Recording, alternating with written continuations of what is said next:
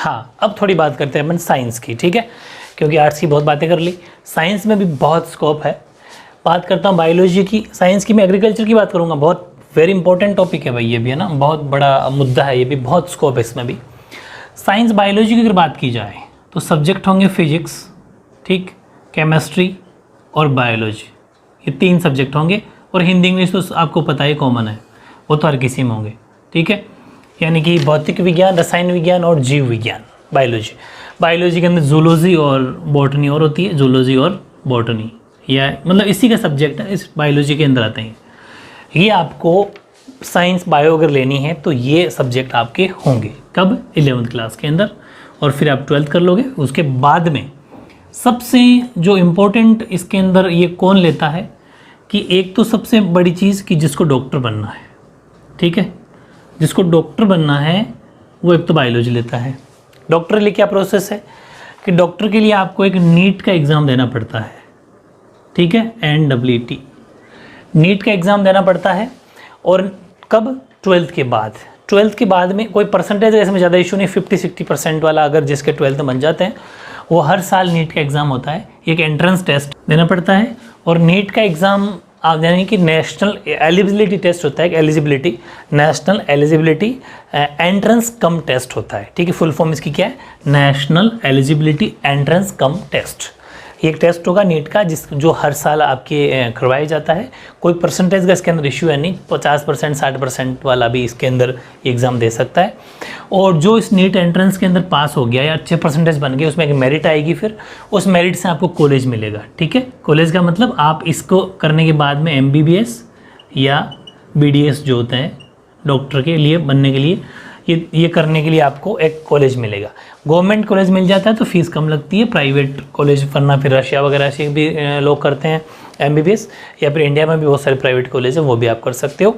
इसमें आपकी पैसा लगेगा 60-70 लाख रुपये, मैंने आपको उस दिन बताया था। गवर्नमेंट कॉलेज में ना के बराबर फीस लगती है, मतलब कम लगती तो है लेकिन कम लगती है, ये आपको इसका अंदर ध्यान रखना है, ठीक है। और अगर ये डॉक्टर की बात हो गई, आपको नीट एग्ज़ाम पास करना पड़ेगा, बायोलॉजी सब्जेक्ट लेना पड़ेगा, और परसेंटेज आपको 12th के अंदर 50, 60, 70%, 60 वाला भी 50 वाला भी दे सकता है, और वो हो गया। इसके बाद में एक चीज़ और है कि सपोज़ जिसका इस नीट एग्ज़ाम में एग्ज़ाम क्लियर नहीं हुआ, बैड लक, क्लियर नहीं होता, बहुत जनों को सारे होते फिर सारे डॉक्टर होते, तो नीट का एग्ज़ाम क्लियर नहीं हुआ, एंट्रेंस क्लियर नहीं कर पाए और MBBS भी नहीं कर पाए, BDS नहीं कर पाए। अच्छा, एक बार और बताऊँ कि जैसे ये आपने कर लिया ना, तो इसके बाद में इसे तो बोलते हैं UG, ये UG होता है, फिर होता है PG, इसमें PG भी होता है। जैसे टीचर में पहले BA, B.Ed, उसके बाद MA, M.Ed, BSc, B.Ed, MSc, M.Ed, वैसे भी उसमें भी होता है। इसमें PG होगा तो जो सर्जन वगैरह बनते हैं ना, MS वगैरह, जो आगे मतलब कि आगे जाके वो बन सकते हैं, MS या MD बोलते हैं, MS और MD, ये PG होता है। मतलब पहले आप कोई MBBS वगैरह करने के बाद में ये PG जो होता है वो डॉक्टर बन, MBBS करने के बाद का कोर्स है। आप MS या MD सर्जन जो होते हैं, स्पेशलिस्ट जो होते हैं किसी डिजीज़ के, वो बन सकते हैं, ठीक है, वो आगे की प्रोसेस है। चलो, अब रही बात कि चलो आपका नीट में या फिर डॉक्टर वाली फील्ड में सिलेक्शन नहीं हुआ और आपके पास बायोलॉजी सब्जेक्ट हैं, तो क्या करें। तो फिर आपके पास नर्सिंग भी एक ऑप्शन है, ठीक है, नर्सिंग कर सकते हो आप।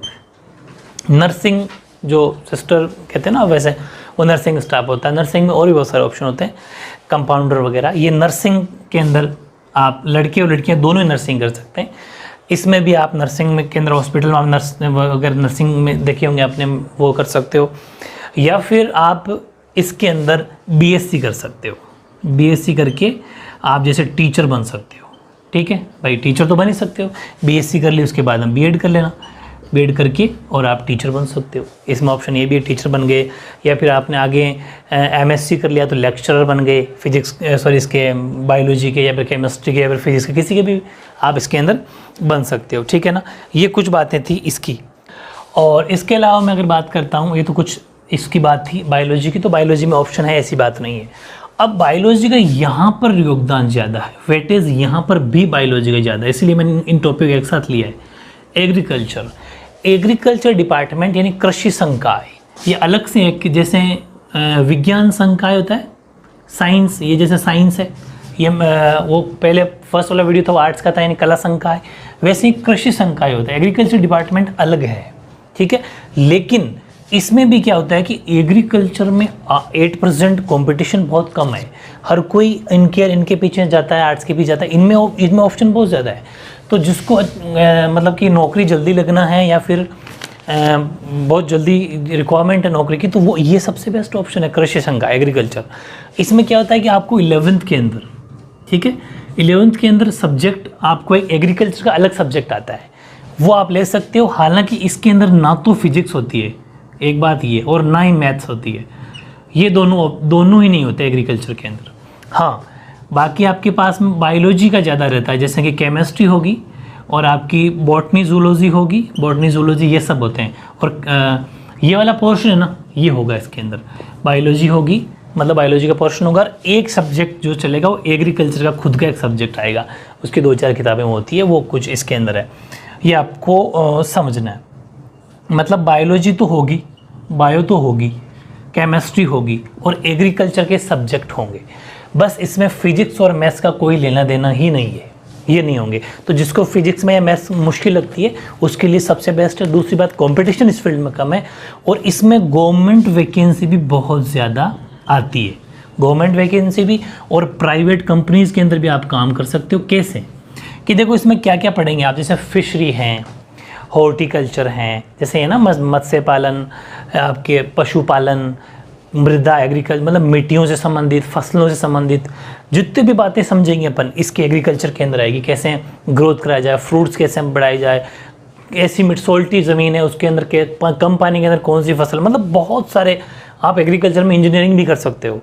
ये सब इसके अंदर क्या होता है, एक जेट का एग्ज़ाम होता है, ठीक है, जॉइंट एंट्रेंस टेस्ट, एक जेट का एग्ज़ाम होगा, इससे आपको कॉलेज मिलेगा। भाई 12th तक की तो स्टडी आपने ये ऐसी कर ली, उसके बाद में कॉलेज मिलेगा।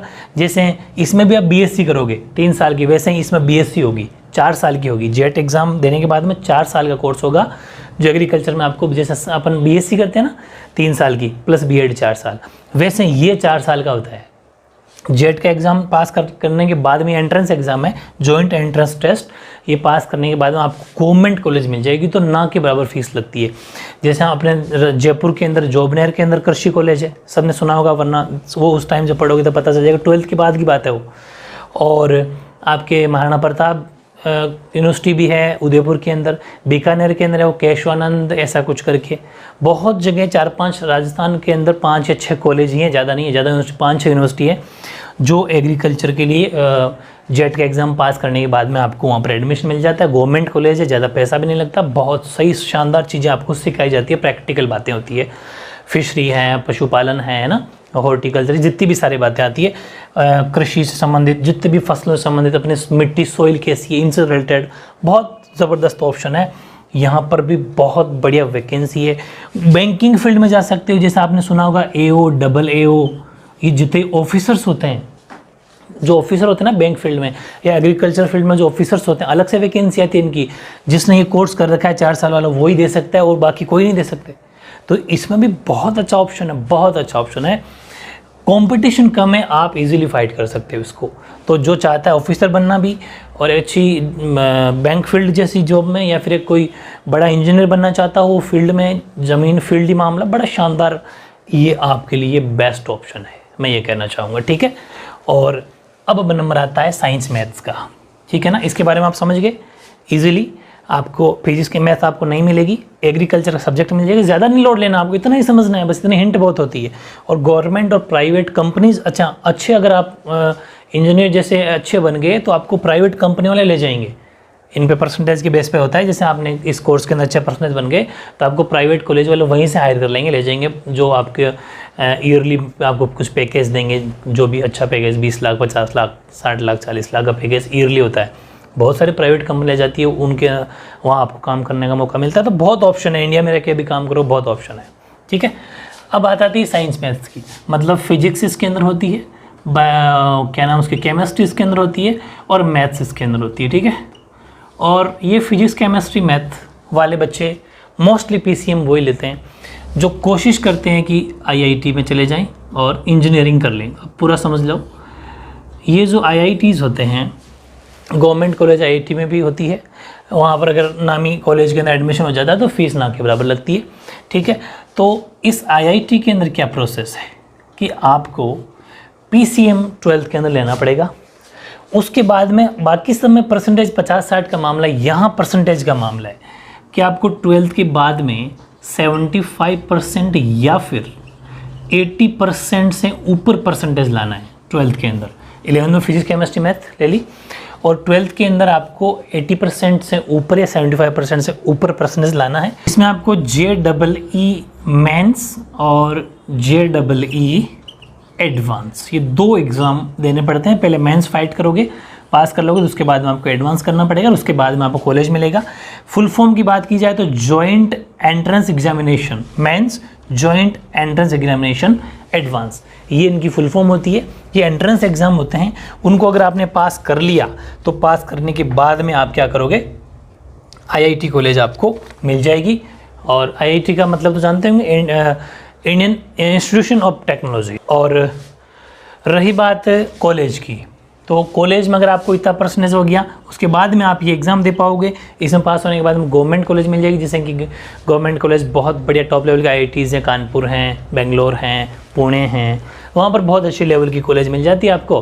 तो फिर वहाँ से आप इंजीनियरिंग कर सकते हो। इंजीनियरिंग अलग अलग तरह की होती है, सिविल, मैकेनिकल, वो आप उसके लिए कंपलसरी क्या है, आपको साइंस मैथ्स ही लेनी पड़ेगी। यहाँ बायोलॉजी वाला कोई रोल नहीं है उसका, ये ध्यान रखना। लेकिन बैड लक, सपोज IIT के अंदर ही परसेंटेज तो आपके बन गए, आपने JEE मेंस एडवांस भी दे लिया, लेकिन आपका IIT कॉलेज अच्छा नहीं मिला या फिर आप JEE मेन एडवांस के अंदर फेल हो गए या सक्सेस ना हुए, तो भी इसमें ऑप्शन है। जैसे आप एयरफोर्स के अंदर जा सकते हो, एयरफोर्स वाले के सिर्फ मैथ्स वाले ही जाते हैं, या फिर आप नेवी के अंदर जा सकते हो, ठीक है, या फिर आप NDA के अंदर जा सकते हो।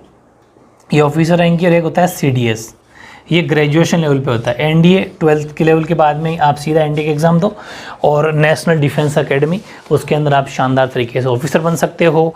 CDS के अंदर इसमें आपको ग्रेजुएशन चाहिए होता है, इसमें भी आप ऑफिसर, इसमें भी 2-3 ऑप्शन होते हैं, OTA, NA ऐसा कुछ, NIA ऐसा कुछ होता है, जिसके अंदर आप साइंस फील्ड वाले और आर्ट्स वाले अलग अलग जाते हैं। दोनों ही ऑफिसर होते हैं, सीधे लेफ्टिनेंट बनते हैं। आर्मी में क्या बनता है, लेफ्टिनेंट।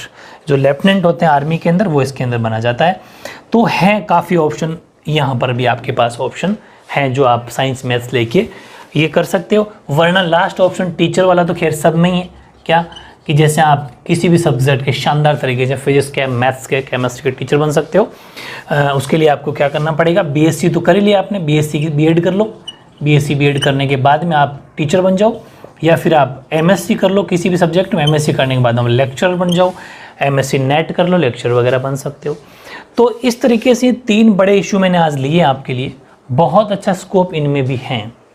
बायोलॉजी लेके भी घबराना नहीं है, बायोलॉजी में भी ऑप्शन है, एग्रीकल्चर में सबसे ज़्यादा ऑप्शन है, और मैथ्स में भी बहुत ऑप्शन है, ऐसी बात नहीं है, ठीक है। लेकिन ये क्या है कि फिक्स जॉब है भाई, जैसे इनको पढ़ा जाए तो ये ऐसी तरीके से फिक्स है। अब बताओ, इनको पढ़ के आप अगर सिविल सर्विसेज में जाना चाहते हो, RS या IAS बनना चाहते हो, तो फिर थोड़ा मुश्किल है, क्योंकि आपने यहाँ की स्टडी बिल्कुल डिफरेंट है। यहाँ की स्टडी वहाँ पर बिल्कुल भी काम नहीं आएगी, 10th लेवल का काम आता है, ये मैं कहना चाह रहा था। बाकी ऐसी बात नहीं है कि इनमें ऑप्शन ही ऑप्शन है, लेकिन इनकी फील्ड अलग है। ऑप्शन है लेकिन फील्ड अलग है। जैसे यहाँ डॉक्टर बनोगे, नर्सिंग स्टाफ में जाओगे, ये सब बातें हैं। यहाँ आप एग्रीकल्चर के डिपार्टमेंट में ऑफिसर बनोगे, फील्ड अलग है। यहाँ आप एयरफोर्स नेवी में जाओगे, इंजीनियरिंग करोगे, फील्ड अलग है। अलग अलग इन सब की फील्ड होती है, ठीक है। तो आई थिंक बहुत ही अच्छा वीडियो, ये भी आपके लिए बहुत इंपॉर्टेंट वीडियो आपके लिए, जिसके अंदर बायोलॉजी, एग्रीकल्चर और अपने मैथ्स की बात करी। इसमें भी आपको गौर करना है, साइड में हर चीज़ को नोट करते हुए चलना, और अपने आप को एक जगह इकट्ठा बिठा के, अकेला बिठा के, और फिर ये सोचना, अकेले बैठ के सोचना कि मुझे क्या करना चाहिए। पहले तो ये ऑप्शन देखो कि मुझे ऑप्शन क्या क्या मेरे पास मिल रहे हैं, फिर उसके बारे में सोचना है कि हाँ मैं इसमें मैं कर सकता हूँ या कर सकती हूँ, ठीक है।